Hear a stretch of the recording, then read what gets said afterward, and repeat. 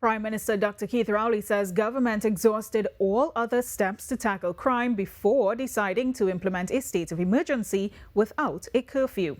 Speaking at a media conference, Dr. Rowley defended the move, noting that government took several measures over the years to avoid interfering with citizens' rights.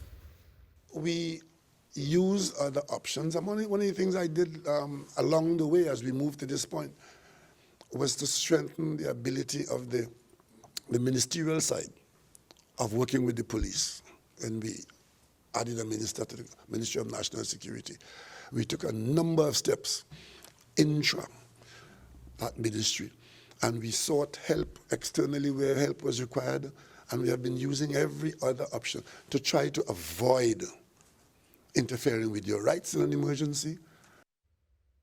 But he said government was mindful not to implement a curfew, saying it would have had a negative effect on the economy. Invariably work from 8 to 4.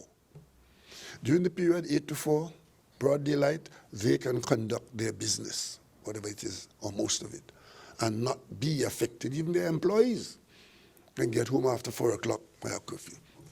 A lot of medium and small business, especially small business, exist in that twilight zone from 4 to 11.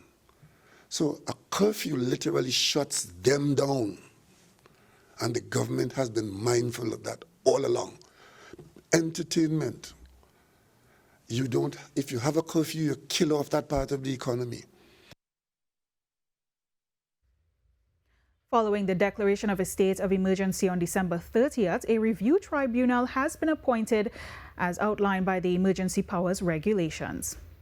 Senior Counsel Deborah Peake, who serves as the chair, Senior Counsel Ian Benjamin, and Senior Counsel Lee Merry are the 3 members of the tribunal that the Chief Justice appointed. In accordance with statutory requirements, the review tribunal is in charge of making sure that cases pertaining to the SOE are reviewed and resolved impartially.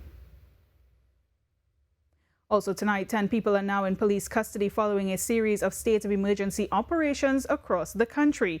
From firearms and ammunition to cannabis and cocaine, officers made significant discoveries overnight.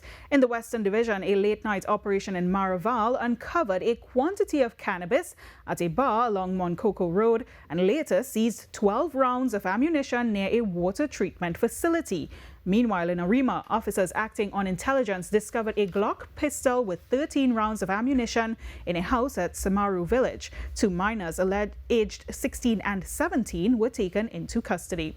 In the Eastern Division, operations in Valencia resulted in 3 arrests on outstanding warrants, while searches in Sangre Grande and Manzanilla yielded cannabis and 1 arrest.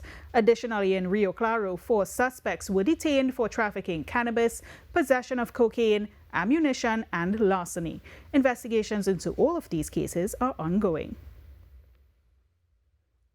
Police exercises in the Western and Southwestern Division on Thursday also resulted in the seizure of firearms and a quantity of narcotics. Police officers from the Point Fortin and Cedros police stations and the Southwestern Division Task Force went to a bushy area of Beach Road, Chatham, where they discovered a homemade shotgun hidden under a sheet of galvanized metal. In the Western Division, officers of the Interagency Task Force searched the home of a known offender at Rodney Street, Carenage.